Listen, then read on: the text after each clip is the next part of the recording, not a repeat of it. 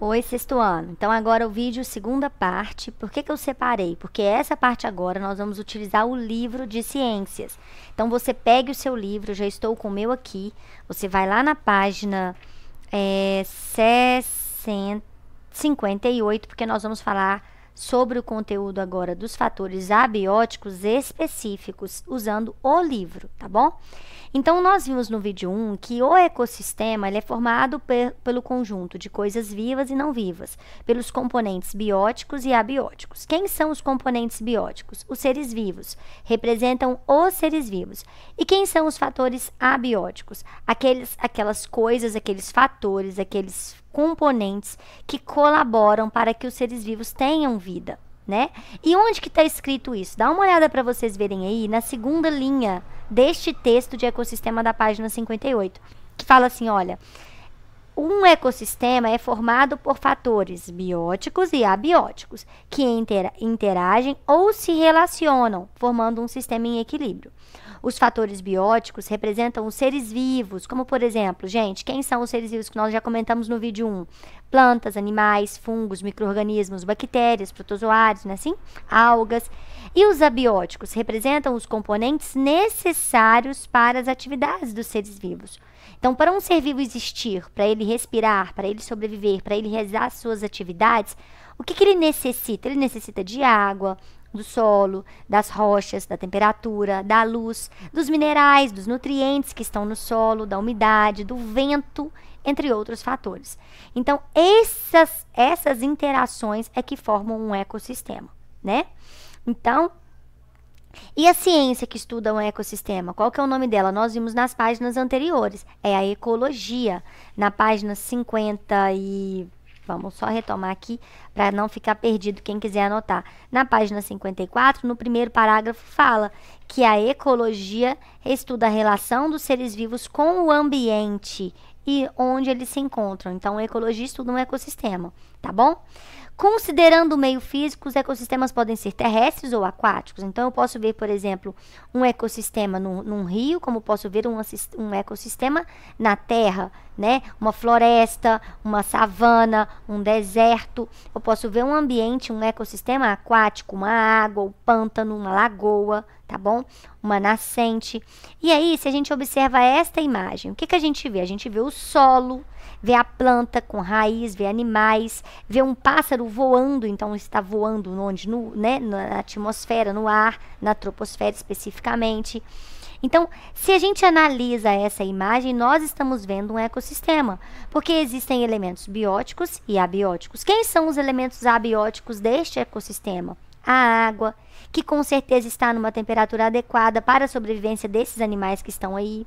O ambiente, que está com a temperatura adequada também. Então, a gente tem aí água, ar, luz do sol, porque a gente sabe que tem luz nessa imagem, assim, radiação solar, porque as plantas realizam fotossíntese e também estão recebendo luz. Então, a gente sabe dessas características todas que favorecem a vida desses seres vivos. Bem, além disso, aí vocês têm lá na página 59, falando que um outro termo utilizado em ecologia é o termo bioma, que está muito relacionado também ao elemento ecossistema. Então, quando a gente geralmente fala de ecossistema, nós também estamos falando de bioma. Então, algumas vezes nós vamos falar assim, um ecossistema de Pantanal, um ecossistema do Cerrado.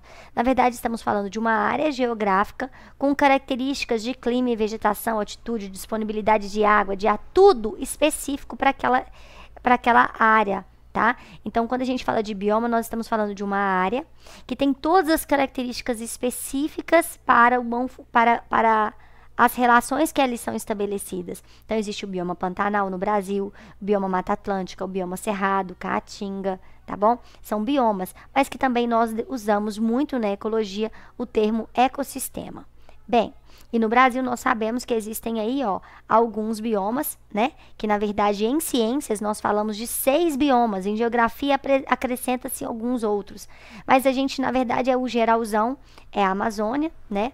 A Caatinga, que é um bioma exclusivamente brasileiro, o Cerrado, a Mata Atlântica, o Pampa e o Pantanal. Vamos lembrar que o Cerrado no Brasil, essa região, na verdade, centro-oeste brasileira, é uma região que sofre interferência de uma característica importante da atmosfera e da evaporação, né? A evapotranspiração lá da floresta amazônica, né? Vamos lembrar que acontece de ocorrer uma evaporação do mar, né, do Oceano Atlântico, um vento que sopra essa água evaporada para a atmosfera que fica sobre a floresta amazônica. Aí, além disso, ainda existe a transpiração e a evapotranspiração da floresta amazônica, e aí esse vapor de água todo sobe para a atmosfera e vai sentido as cordilheiras dos Andes, lá no Chile. Só que quando chega nessa região, as montanhas, a serra, né, as montanhas estão muito altas e essa umidade, ela não ultrapassa as cordilheiras e elas acabam sendo empurradas por toda a lateral ali, descendo toda a cordilheira e chega até na região do Rondônia, do Acre, do Mato Grosso e tal. E aí, de repente, vem um vento, né, acontece nessa região de um vento, de uma massa de ar que vem de dentro do continente, empurrando esse vento, esse vapor de água para dentro do Brasil novamente. E aí, o que acontece, gente? Essa região centro-oeste do Brasil, que compreende todo o nosso cerrado, que compreende Goiás, Minas, Espírito Santo, Rio, Mato Grosso do Sul, o Tocantins, essas regiões assim, mais centrais do Brasil, o que acontece? Elas sofrem influência grande dos rios voadores, que é esse vapor de água na atmosfera. Essa região que compreende esses estados brasileiros, se estivessem em outro local no mundo, como por exemplo na África e na Austrália, seria deserto. Aqui não é, aqui é cerrado, por conta da umidade do ar. Mas por que a professora está falando isso? Porque olha só, a água, a umidade do ar, a luz do sol, a transpiração das plantas, totalmente relacionadas à sobrevivência dos seres vivos, as características deste bioma que é o cerrado. Então, olha, já estamos falando de um fator abiótico, transformando completamente o ambiente, transformando completamente a vida dos seres vivos em um determinado local. Tá? Então, dá para a gente fazer relação de rios voadores com fatores abióticos? Sim. Dá para a gente relacionar, por exemplo, por que o cerrado brasileiro é diferente das regiões dessa mesma faixa geográfica em outros países? Dá, né? E tudo isso relacionado a fatores abióticos do ecossistema. Bem, além disso, lá na página 61, traz para a gente as informações de que é uma biosfera. Então, todo mundo agora, página 61, porque você vai precisar grifar. Lá na página 61 fala o que é uma biosfera. E aí tá falando assim, ó, biosfera, termo que foi criado pelo geólogo Edward Suez em 1875 para designar o espaço de um planeta Terra povoado pelos seres vivos. Então, na verdade, a biosfera é nada mais do que todos os ecossistemas da Terra. Então, compreende o que é a biosfera? A litosfera, que é a camada de solo, de rochas do nosso planeta. Os oceanos, mares, rios, lagos, lagoas, açudes, mananciais, qualquer um deles, que a gente chama de hidrosfera. E a atmosfera, que é a camada de ar. Então, a biosfera é a soma de todas essas camadas. Hidrosfera, camada de água. Biosfera é a camada onde está todos os seres vivos. Então, compreende camada de água, de ar e do solo, tá bom? Então, a biosfera vai ser toda a superfície do planeta, compreendendo desde o solo até a atmosfera, tá bom? Então, vamos grifar aí essa parte da segunda linha que fala, olha, a biosfera também pode ser definida como o conjunto de todos os ecossistemas da Terra, que inclui a parte superior da litosfera, os oceanos, os mares, os rios, os lagos e a parte da atmosfera mais próxima da superfície, que a gente chama de troposfera, tá bom? Então, no solo, a biosfera vai da superfície até alguns metros de profundidade e nos oceanos chega até as regiões muito mais profundas. Em sua parte superior, ultrapassa o cume das altas montanhas, tendo como limite a camada de ozônio, que é a segunda camada. Qual que é a segunda camada, gente, da atmosfera que a gente conhece? Ó, troposfera a primeira e a segunda a estratosfera, não é assim? Ultrapassa o cume das montanhas, tendo como limite a camada de ozônio, que protege os seres vivos das radiações ultravioletas. Radiação ultravioleta também é uma característica, é um fator abiótico? é um fator abiótico. Nós necessitamos dessa radiação para que o planeta mantenha a temperatura adequada para que a gente sobreviva. Se não tivesse uma temperatura adequada no nosso planeta, nós, seres humanos, não conseguiríamos sobreviver. Primeiro, porque a radiação do Sol entraria com uma velocidade muito grande, com uma capacidade muito forte, né? E aí essa camada de ozônio, que é uma camada protetora, não serviria de bloqueio, né? Se não tivesse essa camada, essa radiação entraria muito forte e morreríamos queimados, tá? Mas também, na mesma intensidade que ela chegaria forte, ela voltaria, morreríamos queimados, congelados. Então, na verdade, a camada de ozônio, que é uma camada com gás ozônio, que é um fator abiótico, que colabora para a nossa sobrevivência, porque é um gás, também está muito relacionado, olha só, a todo este assunto que a gente está falando. Então, a radiação do Sol, as camadas da atmosfera também são fatores que favorecem a sobrevivência dos seres vivos, portanto, fatores abióticos. Bem, lá na página 63, agora, todo mundo. O primeiro fator abiótico que a página 63 traz para a gente é denominado de oxigênio. Por que a professora está passando o primeiro e o segundo parágrafo? Porque no vídeo 1 você já grifou o que são os fatores abióticos. São aqueles necessários para a existência de vida na atmosfera, né? Na biosfera. E aí o oxigênio, ele é um gás extremamente abundante na nossa atmosfera, né? Na verdade, ele perde para o nitrogênio, mas o nitrogênio é uma situação diferente. A gente tem 71% de nitrogênio no ambiente. 71, gente? 71, gente? Professora doidinha, né? É mais, né? 78%. E o restante do gás oxigênio que está na atmosfera, ele é importante para a nossa sobrevivência, porque nós utilizamos ele no processo da respiração. As nossas células necessitam de gás oxigênio para respirar, né? E aí você diria assim, e as plantas, professora, usam oxigênio também? Utilizam oxigênio para respirar. E no processo de fotossíntese, as plantas liberam oxigênio na natureza. Elas conseguem liberar esse oxigênio para que nós consigamos respirar. Então, as plantas, elas utilizam gás oxigênio no processo de respiração e gás carbônico no processo de fotossíntese, que é de alimentação.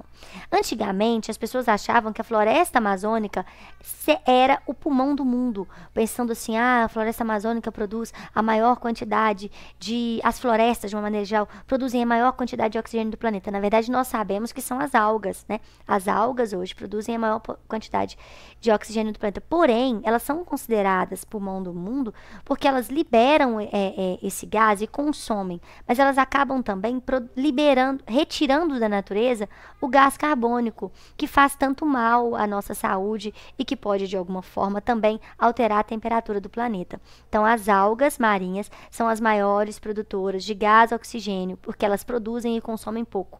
As florestas, os bosques, os demais, eles produzem muito oxigênio, mas eles consomem muito também no processo de respiração. Tá? Então, a Amazônia não é pulmão do mundo porque produz a maior quantidade de oxigênio, mas sim porque despolui melhor, porque retira o gás carbônico, tá bom? Bem, uma outra coisa extremamente importante é a luz solar, que ela é essencial para o processo da fotossíntese. Seres autotróficos necessitam da luz do sol para produzir o próprio alimento. E aí, no primeiro parágrafo aí, ó, da página 64, está falando justamente sobre isso pra gente. A luz influencia o comportamento e as características morfológicas dos seres vivos. Tá? Mas aí no primeiro parágrafo fala assim, olha, por meio da fotossíntese, segunda linha, esses seres transformam a energia do sol em energia química, que fica armazenada no alimento, que é a glicose da planta, né? O alimento produzido na fotossíntese é utilizado pelos seres vivos, que produzem também pelos outros seres de que se alimentam. Então, a planta produz o alimento dela, armazena, e nós pegamos a planta e consumimos a planta, porque já armazenou energia. Vamos lembrar que não é só isso. Existem alguns seres vivos que utilizam da luz também para se distribuir no ambiente, para sobreviver. Vamos lembrar, por exemplo, o girassol. O girassol, ele gira mesmo, né, em direção ao sol, né? Existem algumas plantas que de noite elas dobram, elas sobem todinhas, ficam todas escondidinhas assim por conta da luz do sol. Então elas interagem com o ambiente e nosso corpo usa a energia do sol também, a luz do sol, para poder conseguir transformar uma vitamina que tem no nosso corpo, que vai ser muito importante para o osso, para o nosso corpo, para o funcionamento dos ossos principalmente. E o nosso corpo só vai utilizar essa vitamina quando em contato com a luz do sol. É como se o sol fosse ajudasse na reação química para que isso aconteça. Então, a luz do sol ela é extremamente importante. A luminosidade é extremamente importante para a sobrevivência de determinados seres vivos, ou melhor, de todos os seres vivos. Vamos lembrar que existem seres vivos que utilizam da luz do sol para saber se é hora de caçar ou não.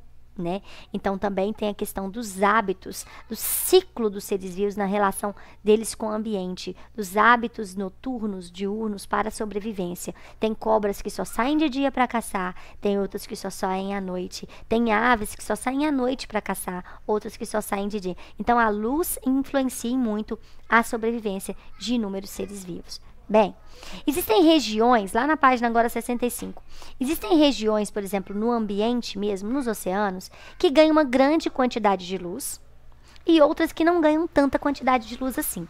E aí os seres vivos, eles vão acabar que existem alguns que vão viver em regiões específicas para a sua sobrevivência. Como no vídeo 1 eu dei o exemplo da planta, tem plantas que vivem na sombra, tem plantas que vivem no sol, tem plantas que não aguentam sombra, né? Tem plantas que aguentam muita água, tem plantas que não aguentam muita água. Então, dessa forma também, existem regiões no oceano que a gente vai caracterizá-las como eufótica, disfótica e afótica. Eufótica é a região onde tem uma maior concentração de luz. Nessa região vai ter mais seres fotossintetizantes, vai ter maior quantidade de seres vivos, vai ter mais recursos alimentícios para esses seres vivos, tá? Então, vai ser a superfície onde ganha uma maior intensidade de luz solar. Geralmente é aquelas que a gente consegue ver no meio do mar, no mar, quando a gente olha, essa região superior é a zona eufótica. Quando a gente fala em ciências, que tem vários nomes e tem um deles bem igual, mas que tem o A na frente, não é o que não tem, então dá uma olhada que vai ter um nome desses que vai chamar afótica. Afótica, então, se está relacionada à luz, o afótica é porque não tem. Então tem a zona eufótica, que é a zona onde tem uma maior concentração de seres vivos, onde tem uma maior concentração de animais, onde tem maior quantidade de recursos alimentares, onde vai ter uma concentração maior de luz do sol chegando. A zona disfótica é uma região da água que vai ter luz, sim, mas vai chegar uma luz difusa, uma luz com dificuldade. É uma região que vão ter animais fotossintetizantes, mas em menor quantidade. Vai ter animais que se alimentam ali, sim, mas em menor quantidade. Por quê? Porque vai haver uma produção menor de fotossíntese de seres produtores. Por quê? Porque vai ter uma menor luminosidade. E existe uma região do oceano que é extremamente escura e que ali não vai haver seres fotossintetizantes. Por quê? Porque se os seres que realizam fotossíntese utilizam luz para produzir o próprio alimento, se nessa região não tem luz, vai existir fotossintetizante ali? Não vai, tá bom? E até os animais nessas regiões, não vai ser muitos animais que vão existir. Nessa região onde não tem luz, geralmente os animais que vivem nessa região são carnívoros, e é a região que a gente chama de zona afótica. Zona afótica ou abissal, porque é uma região onde não tem luz, onde não tem muitos seres vivos, tá? Vão ter menos seres vivos nessa região. Aí lá na página 67, a gente vê falando sobre a temperatura. Será que a temperatura influencia na vida dos seres vivos? Gente, vamos pensar de uma maneira geral. Será que a temperatura influencia na sua vida? Quando está fazendo calor, o seu comportamento é o mesmo de quando está fazendo frio? Todos os seus comportamentos são iguais? Não são, né, gente? Então, na natureza também vai acontecer isso. Existem regiões do mundo que as temperaturas chegam a altíssimos valores, 40 graus, 42 graus. Existem regiões do mundo que a temperatura vai chegar a menos 10 graus, menos 20 graus. E isso vai influenciar no comportamento dos seres vivos que ali vivem, tá? Então, existem animais que vivem em regiões muito quentes, que vão ter adaptações para sobreviver naquele ambiente quente. E existem animais que vivem num ambiente muito frio e que vão ter adaptações para sofrer naquele ambiente. Por exemplo, quem está assistindo televisão recentemente aí já deve ter visto, por exemplo, o Projeto Jubarte. Esse período agora, de julho até o final do ano, é o período em que as baleias, elas sobem, vêm do Círculo Polar Ártico, né, vêm lá de baixo, da Antártida, desculpa, e sobem todo o Oceano Atlântico sentido um arquipélago de Abrolhos, que é uma região mais quentinha do sul da Bahia. E nesse local existe uma riqueza em alimento, tá bom? E é uma região onde elas vão conseguir deixar seus filhotinhos desenvolverem. Elas vão ter o parto e esse bebê vai nascer, vai conseguir alimento para depois ela descer com esse bebê que já aprendeu um pouquinho a sobreviver. A temperatura está influenciando completamente no ciclo de vida deste animal.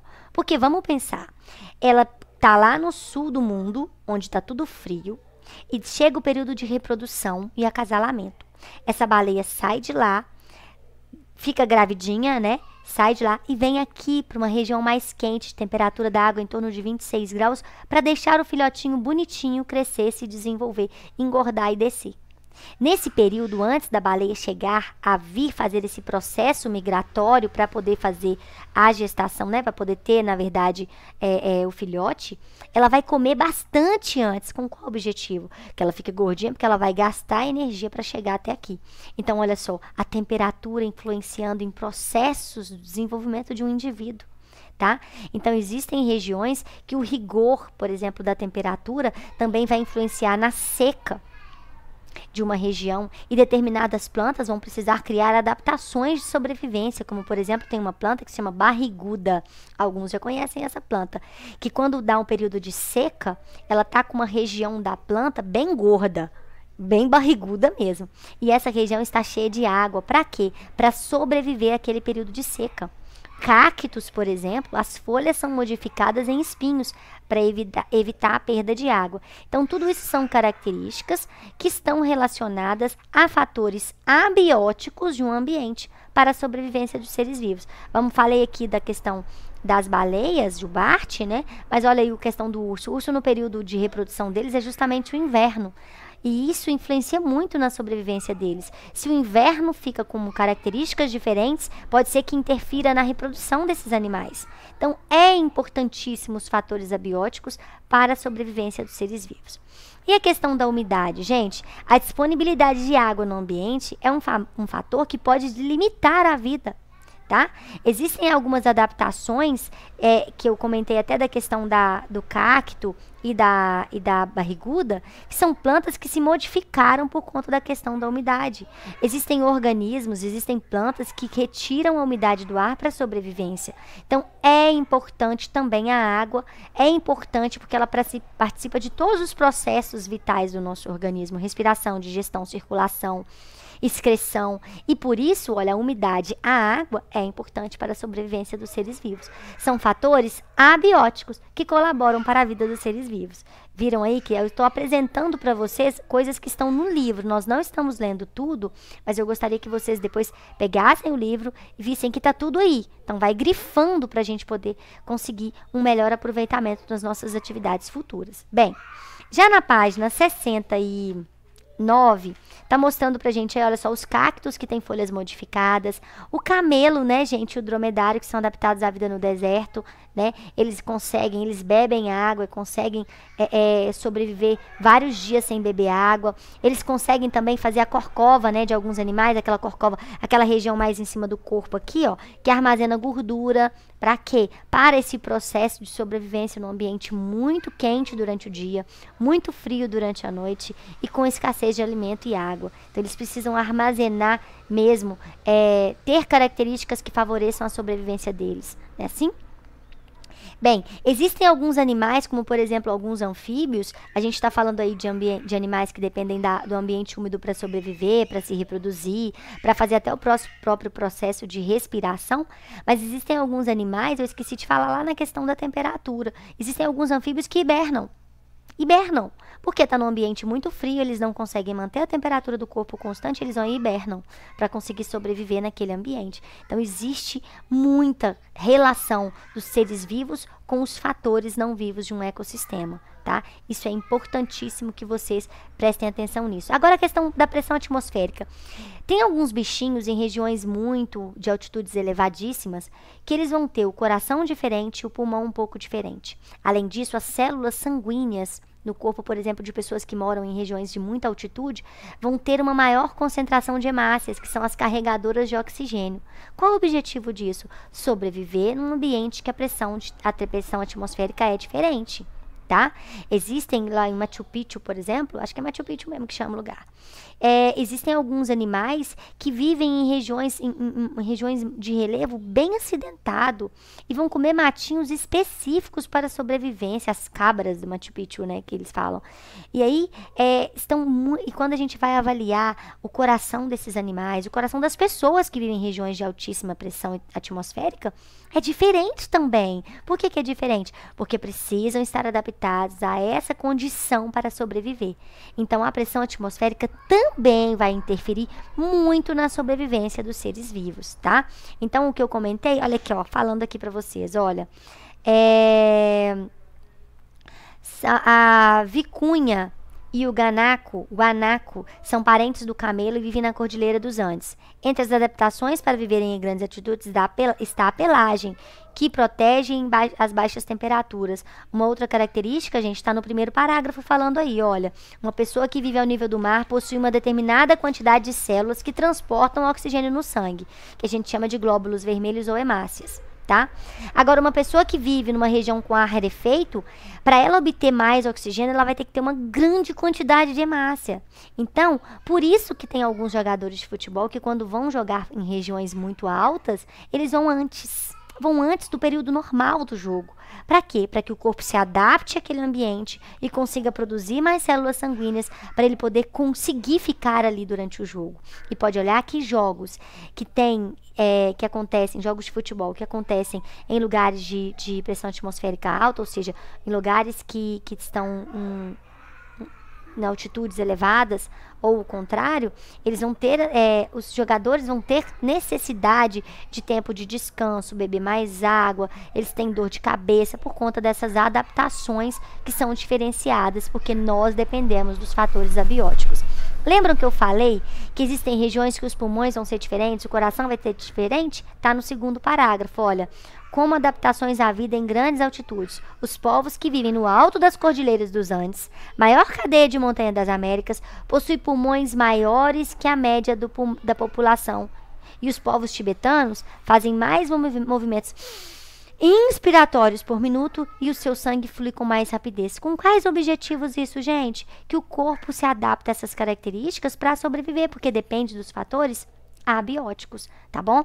E aí fala do coração, tem coração e pulmões menores, animais que vivem em altas montanhas, para quê? Para conseguirem distribuir melhor o oxigênio. Bem, além dessas características todas, né, que eu comentei aqui de pressão, vocês têm que ler uma a uma, cada uma dessas características, porque são muitas. A questão da salinidade. Existem alguns animais que conseguem sobreviver em ambiente que tem muito sal, outros não. Tá? Existem alguns animais que conseguem nascer num ambiente que não tem sal, morar num ambiente que tem muito sal e voltar para um ambiente sem sal de novo para sobreviver, como é o caso, por exemplo, do salmão. O salmão, ele nasce na água doce, vai para o mar, cresce no mar, desenvolve no mar, na hora do acasalamento ele volta para a nascente do rio, acasala, deixa filhotinho e morre por lá. Olha só, ele consegue se adaptar à região com sal e sem sal. Tá? Existem os poríferos, por exemplo, tem grupos de esponjas do mar, tá? Que vivem no ambiente com água salgada e outros que vivem na água do mar, na água doce, desculpa. Agora, existe um grupo de seres vivos que é o grupo dos equinodermos, por exemplo, que são as estrelas do mar, ouriço do mar, pepino do mar, bolacha da praia. Esses indivíduos não conseguem viver num ambiente que tem pouco sal. Então, eles vão preferir viver num ambiente marinho do que num ambiente de água doce, tá? Então, a salinidade também, a quantidade de sal dissolvido na água também interfere na distribuição dos seres vivos no ambiente. E é importante que vocês entendam, então, que existem vários fatores, não é um fator, são vários fatores que interferem na sobrevivência, na vida dos seres vivos. Logo, um ecossistema ele é formado por fatores bióticos, seres vivos, e abióticos, porque os seres vivos não conseguem sobreviver sem a interação com os componentes não vivos de um ambiente. Então, não se esqueçam. Desculpa. Componentes não vivos são aqueles que ajudam os seres vivos a estabelecer relações no ambiente em que eles se encontram. Beijo grande e até mais. Tchau, tchau, galerinha.